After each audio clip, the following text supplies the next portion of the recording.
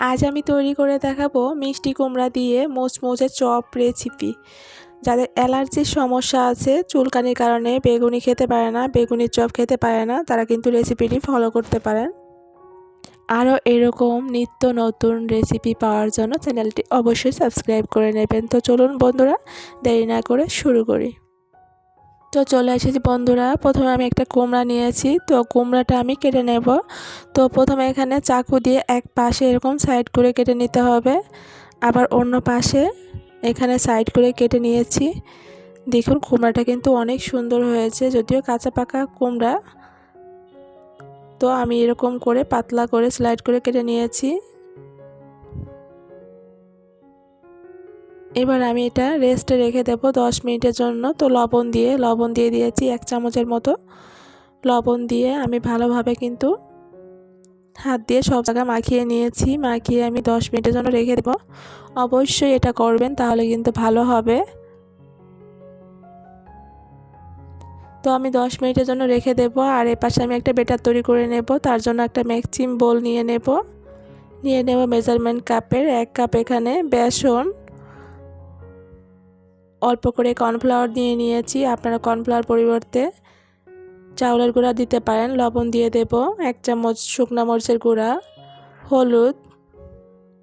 উপকরণগুলো দেওয়া হয়ে গেলে আমি সব কিছু মাখিয়ে সুন্দর করে মিশিয়ে নেব আর কি একটা চামচ দিয়ে। তো আপনারা চাইলে কিন্তু এখানে কালো জিরা দিতে পারেন। তো আমি এখানে কালো জিরা দিইনি, কারণ আমার ছেলেটা অতটা পছন্দ করে না, দিলে টোটাল খেতেই চায় না, এরকম একটি ব্যাপার।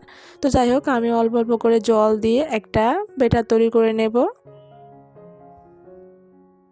আর হ্যাঁ বন্ধুরা, আমি বাজার থেকে যেহেতু বেসনটা কিনে নিয়ে এসেছি, তো এটি আসলে একটু দানা দানা ছিল, অতটা মিহি ছিল না। তো আপনারা দেখে শুনে তারপরে বেসনটা কিনে আনার চেষ্টা করবেন, তাহলে ভালো হবে আর কি। তো যাই হোক, আমি একটা ব্যাটার তৈরি করে সাইড করে রেখে দিয়েছি। তো 10 মিনিট পর আবার চলে আসছি। দেখুন এখানে অনেকটা কিন্তু জল বেরিয়েছে, যে কুমড়াগুলো কেটে রেখেছিলাম। তো জলটা আমি ঝরিয়ে ভালোভাবে আমি তাওয়াল দিয়ে মুছে তারপরে চপ তৈরি করব। আর এই পাশে একটা প্যান বসিয়ে দিয়েছি সাদা তেল দিয়ে।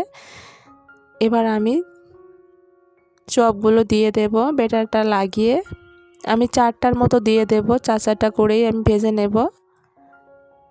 তো হ্যাঁ বন্ধুরা, এখানে কিন্তু চুলার হিটটা কিন্তু একদম মিডিয়ামে রাখতে হবে, তা না হলে যেহেতু কুমড়া, তো বুঝতেই পারছেন, দেখা যায় হয়তো বা পুড়ে যাবে, ভিতরে কাঁচা থেকে যাবে, এরকম একটি ব্যাপার আর কি। তো মিডিয়াম আঁচে করলে কি একদম মুচমুচে হবে, ভিতরটাও একদম নরম হয়ে যাবে। আর কুমড়া তো এমনিতেই গলে যায়, বেশি সময় লাগে না। তো যাই হোক, একইভাবে বাদ বাকি যেগুলো ছিল সবগুলো কিন্তু ভেজে নিয়েছি।